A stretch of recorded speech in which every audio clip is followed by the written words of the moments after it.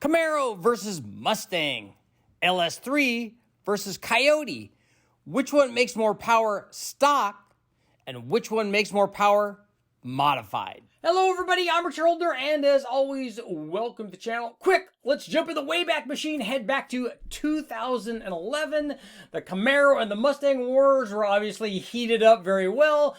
Ford introduced the then very cool 5-liter 4-valve Coyote engine to replace the smaller 4.6-liter 3-valve. It was a big step up in performance for the Mustang, guys. You had a 4-valve heads, very good cylinder heads. You had variable cam timing. You had high compression. You had a very good intake manifold.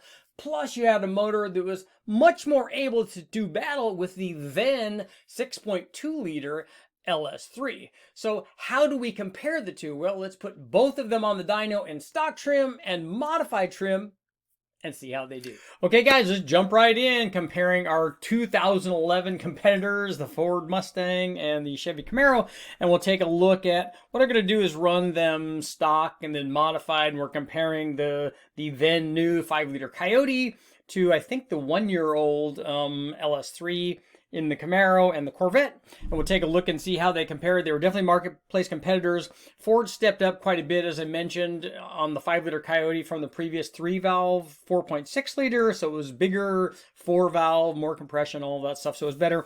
So what we have are factory ratings of 412 horsepower, 390 foot-pounds for the Coyote, and 426 horsepower, 420 foot-pounds of torque for the larger 6.2-liter, and about 10 more than that as rated in the Corvette. But let's see how they did when we ran them under the same conditions, you know, back to back on the engine dyno. This was our Coyote. Take a look at our test description here. So this one had long tube headers. It was run with the factory management system.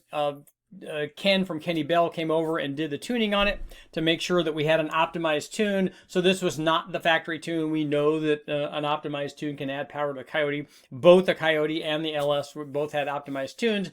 They had headers and a good exhaust system, and we ran these. The Coyote had a JLT air intake on it, and the LS, because we ran it speed density, not with the mass air, we ran it with a Holley HP management system.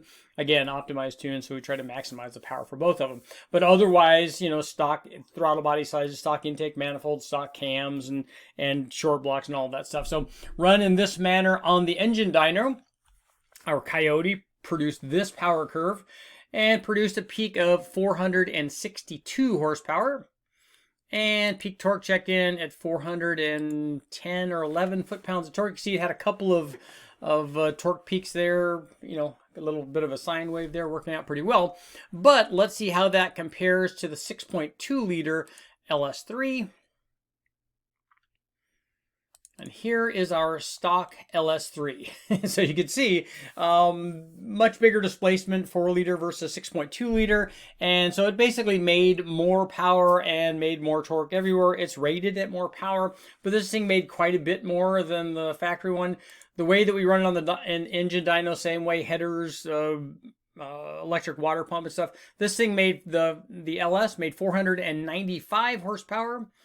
And 485 foot-pounds, and was basically better all the way out to the top. We may have seen a crossover out beyond 6,600 RPM, but we were already at the power peak for the factory Coyote. We're going to take a look at higher engine speeds when we get into modified forms, but stock for stock, it's kind of looks like it would be kind of hard to beat the LS3 if you were in a Coyote. But the thing that was nice about the Mustang is it had less weight, and they probably had different gearing, maybe in the rear end and the transmission stuff. Because if you take a look at as marketplace competitors, the two offered really, really similar performance in the vehicles, but on the engine dyno, we're taking a look, the bigger motor, hard to beat. Now that we've taken a look at stock versions of both the then new 2011 Coyote and the LS3, let's take a look at modified versions of them and find out when we, step their game up a little bit. In this case, we took the Coyote and added CNC ported heads and comp cams, and we'll go ahead and talk about that a little bit on the test description here. So the comp cams were no springs required, NA 2H-126s, 492, 453 lift, 228, 231 degree duration. This thing had the long tube heads on it, had the JLT air intake manifold on it. It also had a set of CNC ported, these are early, obviously Gen 1 Coyotes, CNC ported Gen 1 heads. I think that these things flowed, I want to say that they were in the 330 to 335 range, so enough to support way over the power level that we were at. And we were still running the factory early Gen 1 Coyote intake manifold and the stock throttle body. And run in this manner, our Coyote picked up quite a bit of power, 545 horsepower, so we were up almost 100 horsepower from its stock trim, and peak torque checked in at 475 foot-pounds of torque, which is a good amount given the displacement of the motor. But how well does that compare to, let's say, a modified LS3? We'll take a look at that. So here is a typical, and really this is just a cammed LS3. So all we did was put a cam and springs and left the factory intake manifold and the factory throttle body and then the factory cylinder heads on an LS3. And this is pretty typical. This one was a Brian Tooley Racing red hot camshaft in an LS3, and it made 565-ish horsepower. And peak torque checked in at 510 foot-pounds of torque. And you could see, like it did when it was stock, the larger LS3 just continued to make more power than the smaller Coyote all the way through the RPM range. They did tend to merge a little bit more up near the top, and we kind of tend to expect, you know, higher RPM power kind of for the Coyote, and we'll see that when we run a modified version with a short runner intake manifold where it wants to make peak power beyond 6,500 RPM.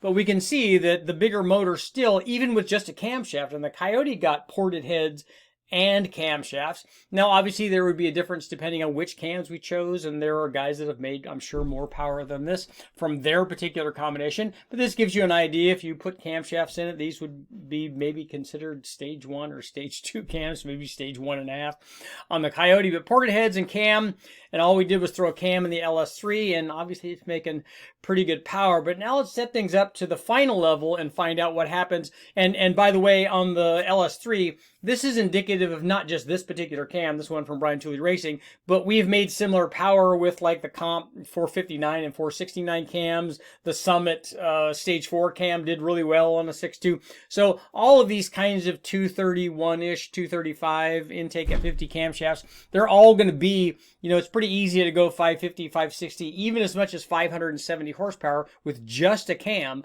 on an LS3. Okay, guys, let's take a look at some stuff that's made even more power. So we have our Coyote, the 5-liter Coyote. In this case, it has the CNC ported Gen 1 heads. It has the comp cams in it, but we replaced the manifold. We replaced the factory long runner manifold with a Boss manifold. And I'll show you really quickly. Here's what happened. Here's the difference in just the manifold. So the long runner manifold made a lot more torque through most of the RPM range. In fact, all the way up to 6,500 or 6,500 RPM. And that's where the Boss manifold started to take over, and it made more power. So power went up from 545 horsepower to 571, so we're going to get rid of that. So 571 horsepower with our Boss, Boss intaked, cammed, ported head Coyote. It did real well. In fact, we made 590 or so horsepower in the low 590s with even bigger cams on this combination. I couldn't find the data for that, but we did that test back in the day because I was trying to get to 600 with this particular Coyote, and we got close. We got low to mid 5s with the bigger camshafts in it. We know that these heads will support that, so it wasn't a big deal. But let's take a look and see what happens when we change the intake like we did on this Coyote, when we do that to an LS3. Here is an LS3 with a Holley high ram and dual quads on it. This one had the Comp 469 camshaft in it, but it would also work with a Brian Tooley Racing, like the Red Hot cam or the Summit Stage 4. Lots of those cams are going to be able to make this kind of power. What you're doing basically is getting to near the limit of available piston to valve clearance with this. But with that dual quad high ram, this thing made over 600 horsepower. It made 619 horsepower, and this is still with the factory cylinder heads. Now, just imagine what would happen if we had ported heads like the Coyote does. So we had Airflow Research LS3 heads, which work very well and can support way more power than this. In fact, the factory heads will support, we've made almost 700 with factory heads on a really big motor, but they certainly flow enough at 315 CFM to support this power or maybe more, but putting a set of ported heads on there that could support, you know, another 50 or 100 horsepower, there's certainly a lot of airflow potential from like a ported airflow research head or something similar on the LS3 side to give it ported heads like the Coyote did. But just take a look. Every time we've compared these, whether it's stock or, you know, kind of mildly modified or with these high RPM short runner manifolds, the LS3 seems to have the Coyote, this early Gen 1 Coyote, kind of covered. So this goes to show you what happened back in the day and is continuing to happen, I guess, from these early Coyotes versus the LS3. Unlike the comparison I did with the Coyote and the 5.3, where the Coyote look like it kind of went hands down. In this case, I kind of have to give the nod to the LS3. I'm Richard Holder. Please make sure to like, share, subscribe, ring the bell. I know the LS guys will be happy, but don't worry. Later on, what I need to do is I need to get a modern Coyote, you know, a direct injected Coyote on the engine dyno and maybe compare that to an LT.